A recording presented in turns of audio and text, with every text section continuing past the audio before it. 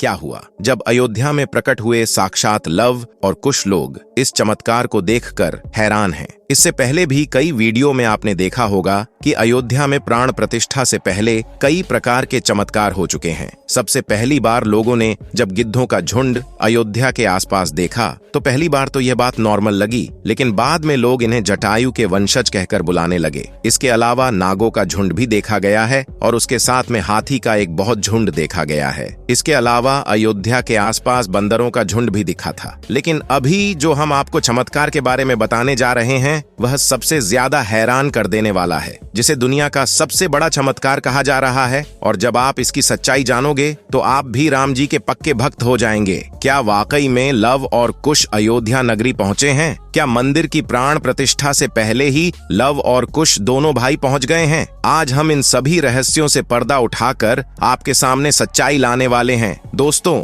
हम ये वीडियो आगे बढ़ाए उससे पहले कमेंट में जय श्री राम जरूर लिखें। दोस्तों, 22 जनवरी से पहले ही अयोध्या को दुल्हन की तरह सजा दिया गया है। मंदिर में राम लल्ला के प्राण प्रतिष्ठा का समय 12:20 बजे तय किया गया है। जिस प्रतिमा को मंदिर के गर्भगृह में रखा जाना है उसका वजन करीब 200 किलोग्राम है। भगवान राम की यह प्रतिमा 5 साल के बच्चे के स्वरूप की होगी। गुजरात से एक वाहन में पर 5500 किलो का ध्वज दंड अयोध्या पहुंच गया है, जो इतना ज्यादा बड़ा है कि इसको एक ट्रक के अंदर लाया गया है। अब इसकी तस्वीर सामने आने के बाद पूरी दुनिया में इसकी चर्चा हो रही है और इस राम मंदिर के लिए दुनिया का सबसे बड़ा तालाब भी बनाकर तैयार किया गया है। और क्या आप कल्पना कर सकते हैं कि 1100 किलो का दीपक भी बनाकर गुजरात से अयोध्या भेजा है। वहीं मंदिर के यज्ञ के लिए राजस्थान से 600 किलो देसी गाय का घी भी मंदिर में पहुंच गया है। और इसके अलावा नेपाल के जनकपुरी से अयोध्या के लिए एक साथ 5 से ज्यादा टोकरी में उपहार बांधकर जनकपुर वासी अयोध्या ला रहे हैं। इसके अलावा गुजरात से 500 किलो का नगाड़ा पहुंचा है, जिस पर सोने की परत छड़ी हुई है। इसके अलावा एक जगह से 2100 किलो का 1 घंटा पहुंचा है, जिसको प्राण प्रतिष्ठा के बाद में मंदिर के अंदर बजाया जाएगा। इसके अलावा 108 फीट लंबी अगरबत्ती गुजरात से अयोध्या पहुंची है। दोस्तों, ये सभी चीज इतनी ज्यादा अलग कि लोग दूर दूर से देखने को भी पहुंच रहे हैं, और होगा भी क्यों नहीं। करीब 500 सालों के लंबे संघर्ष और लड़ाई के बाद भगवान श्री राम का मंदिर बनने जा रहा है। इसके अलावा भी दोस्तों, प्रभु श्री राम के मंदिर में ऐसे चमत्कार हुए हैं जिसकी अयोध्या से लेकर पूरे भारत में चर्चा हो रही है। हर राम भक्त को इस दिन का लंबे समय से इंतजार था। अयोध्या में 22 जनवरी से लेकर 25 मार्च तक कई खास कार्यक्रमों का आयोजन किया जाएगा। इस बीच मंदिर के गर्भगृह के निर्माण का काम 24 घंटे चल रहा है। 22 जनवरी को राम मंदिर में राम लल्ला की प्राण प्रतिष्ठा होने वाली है। दोस्तों, कोई भी मंदिर के लिए प्राण प्रतिष्ठा का कार्यक्रम बहुत ज्यादा महत्वपूर्ण होता है। आखिर कोई मंदिर की कैसे प्राण प्रतिष्ठा की जाती है, इसके अलावा यह भी बताएंगे कि कैसे लव कुश अयोध्या में प्रकट हुए। इसलिए आप वीडियो के अंत तक बने रहिए। दोस्तों, सनातन धर्म में किसी भी मूर्ति के लिए प्राण प्रतिष्ठा बहुत महत्वपूर्ण होती है। प्राण प्रतिष्ठा मूर्ति स्थापना के समय किया जाता है। किसी भी मूर्ति की स्थापना के समय उस प्रतिमा रूप को जीवित करने की विधि प्राण प्रतिष्ठा कहलाती है। प्राण शब्द का अर्थ जीवन शक्ति और प्रतिष्ठा का अर्थ स्थापना होता है। ऐसे में प्राण प्रतिष्ठा का अर्थ जीवन शक्ति की स्थापना करना या देवता को जीवन में लाना होता है। बिना प्राण प्रतिष्ठा के कोई भी मूर्ति पूजा के योग्य नहीं मानी जाती है।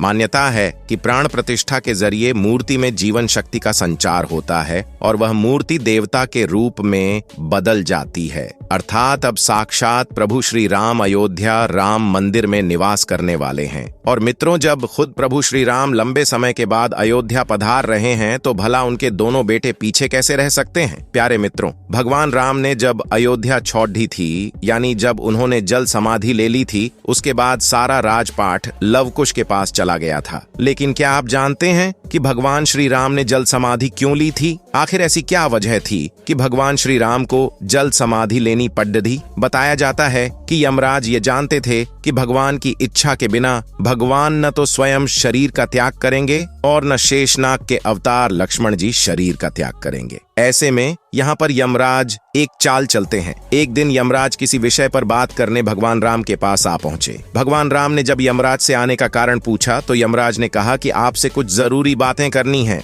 भगवान राम यमराज को अपने कक्ष में ले गए। यमराज ने कहा कि मैं चाहता हूं कि जब तक मेरी और आपकी बात हो उस बीच कोई इस कक्ष में नहीं आए। यमराज ने अपनी बात को आगे बढ़ाते हुए कहा कि अगर कोई बीच में आ जाता है तो आप उसे मृत्यु दंड देंगे। भगवान राम ने यमराज की बात मान ली और यह सोचकर कि लक्ष्मण उनके सबसे आज्ञाकारी हैं, इसलिए उन्होंने लक्ष्मण जी को पहरे पर बैठा दिया। यमराज और राम जी की बात जब चल रही थी उसी समय दुर्वासा आर्षि अयोध्या पहुंच गए और राम जी से तुरंत मिलने की इच्छा जताई। लक्ष्मण जी ने कहा कि भगवान राम भी यमराज के साथ विशेष चर्चा कर रहे हैं। भगवान की आज्ञा है कि जब तक उनकी बात समाप्त नहीं हो जाए कोई उनके कक्ष में नहीं आए, इसलिए आपसे अनुरोध है कि आप कुछ समय प्रतीक्षा करें। आर्षि दुर्वासा लक्ष्मण जी की बातों से क्रोधित हो गए और कहा कि अभी जाकर राम से कहो कि मैं उनसे मिलना चाहता हूँ, अन्यथा मैं पूरी अयोध्या को नष्ट होने का शाप दे दूंगा। लक्ष्मण जी ने सोचा कि उनके प्राणों से अधिक महत्व उनके राज्य और उसकी जनता का है, इसलिए अपने प्राणों का मोह छोड़कर लक्ष्मण जी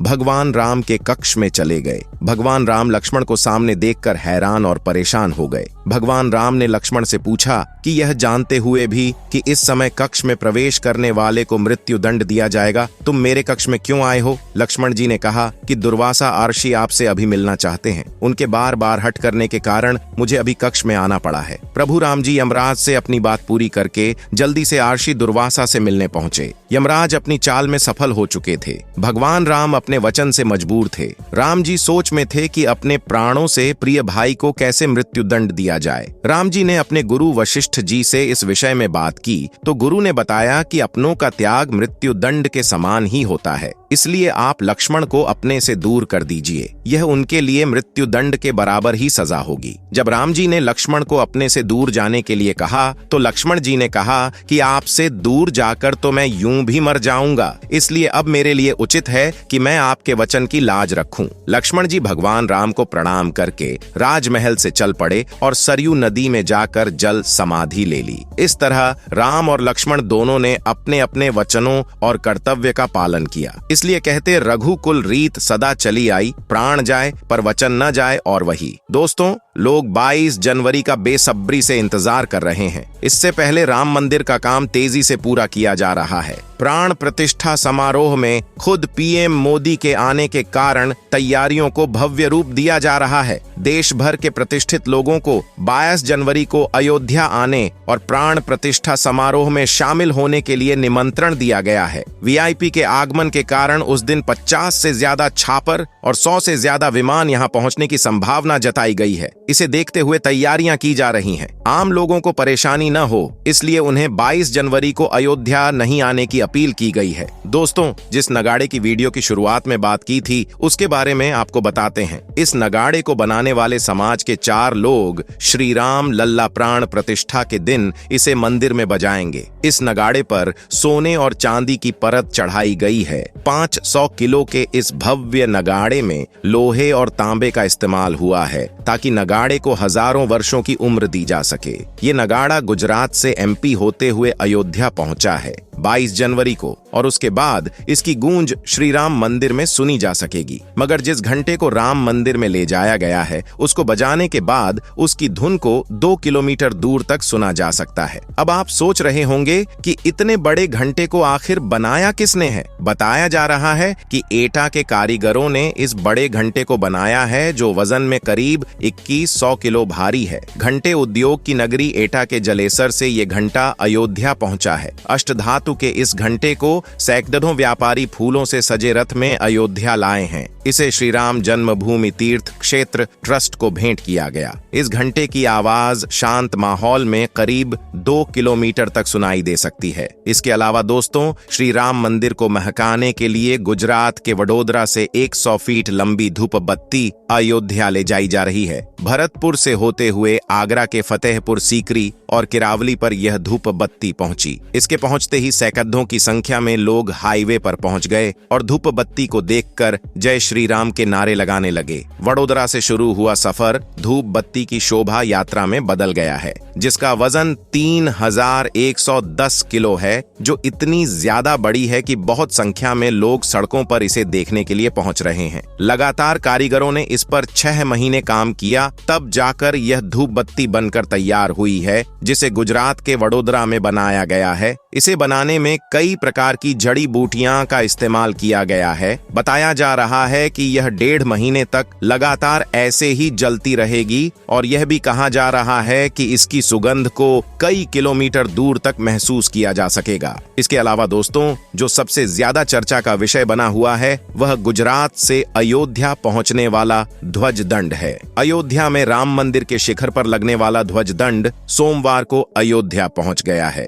ये ध्वज दंड राम मंदिर के 161 फीट ऊंचे शिखर पर लगाया जाएगा। 44 फीट का ध्वज दंड जमीन से 220 फीट ऊंचाई पर लहराएगा। 22 जनवरी को प्रधानमंत्री नरेंद्र मोदी ध्वज दंड में धर्म ध्वजा लगाएंगे। अहमदाबाद की अंबिका इंजीनियरिंग कंपनी ने 9 महीने में इस ध्वज दंड को तैयार किया है। इसके अलावा दोस्तों, नेपाल से अयोध्या एक बहुत बड़ा काफिला पहुंचा है, जिसके अंदर करीब 3000 उपहार अयोध्या पहुंचे हैं। और इसके अलावा नेपाल के जनकपुर में मां सीता की जन्मभूमि से भगवान राम के लिए 3000 से अधिक उपहार अयोध्या पहुंचे हैं। चांदी के खड़ाऊं, आभूषण और कपड़ों सहित तमाम उपहारों को इस सप्ताह जनकपुर धाम राम जानकी मंदिर से लगभग 50 वाहनों के काफिले में अयोध्या लाया गया। इसके अलावा दोस्तों, राम मंदिर के लिए स्पेशल घड़ी भी डिजाइन की गई है। लखनऊ के एक सब्जी विक्रेता ने विशेष रूप से एक ऐसी घड़ी डिजाइन की है जो एक ही समय में 8 देशों का समय बताती है।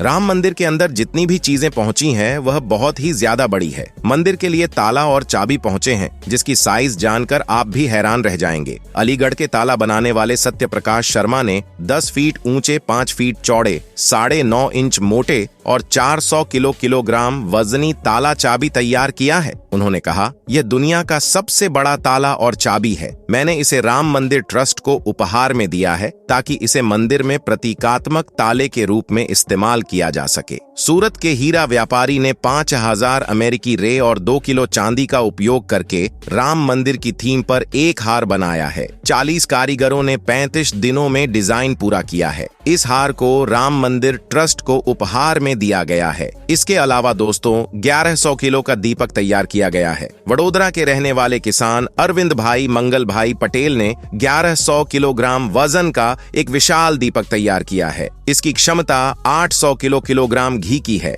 दीपक पंचधातु यानी सोना, चांदी, तांबा, जस्ता और लोहा से बना है। और दोस्तों, यह सब चीज देखकर आप भी हैरान रह गए होंगे। अयोध्या में उत्सव जैसा माहौल है। वहीं प्राण प्रतिष्ठा की पूजा को देश भर के 101 पंडित संपन्न करेंगे। इसके साथ ही 2 मंडप और 9 हवन कुंड तैयार हो रहे हैं। प्रत्येक हवन कुंड से खास महत्व और उद्देश्य भी जुड़ा हुआ है। अब दोस्तों, इसे लेकर आप क्या सोचते हैं, कमेंट के माध्यम से जरूर बताएं। जय श्री राम, जय श्री राम।